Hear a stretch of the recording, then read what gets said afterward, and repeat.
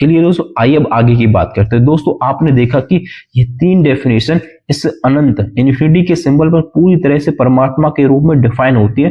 तो आइए दोस्तों, अब इस बात पे चर्चा करते हैं कि अनंत से कैसे संबंध बनाया जाए और कैसे अनंत से मिला जाए। तो दोस्तों, आप आज के समय में देख रहे होंगे कि इस पृथ्वी का प्रत्येक जीव अनंत की तरफ बढ़ रहा है और इस अनंत को पाना चाहता है, जिसके लिए वह विज्ञान के सभी नियमों का प्रयोग करता, परंतु फिर भी अनंत तक नहीं पहुंच पाता। चाहे वो प्रकाश की गति से भी हजारों लाखों वर्षों तक अनंत की तरफ चले तो भी वह अनंत तक नहीं पहुंच सकता, न ही अनंत को पा सकता। लेकिन दोस्तों, अनंत को पाना ही मोक्ष और जीवन का परम लक्ष्य है।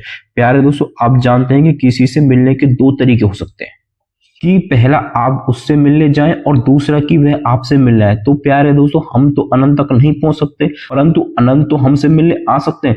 तो हाँ दोस्तों, अनंत ही हमसे मिलने आते, हम कभी वहां नहीं पहुंचते। और अनंत का आना हम पर निर्भर करता है कि हम स्वयं को अनंत के लिए तैयार करें, और इस तैयारी के लिए हमें अनंत की तरफ ना चलकर शून्य की तरफ आना पड़ता है। मन के लेवल पर जितना हम शून्य की तरफ बढ़ते उतना ही अनंत हमारी तरफ आते हैं। जिस समय हम शून्य पर पहुंच जाते हैं उसी समय अनंत हमारे पास आ जाते हैं और हमारे अंदर जाग जाते हैं, जो हमारे जीवन के मूल आधार के रूप में हमारे अंदर हमारे नामकरण से पहले आए थे। इस तरह हम अनंत को प्राप्त कर लेते हैं और अनंत हमको प्राप्त कर लेते हैं और हम पूर्ण हो जाते हैं और मोक्ष पा लेते हैं।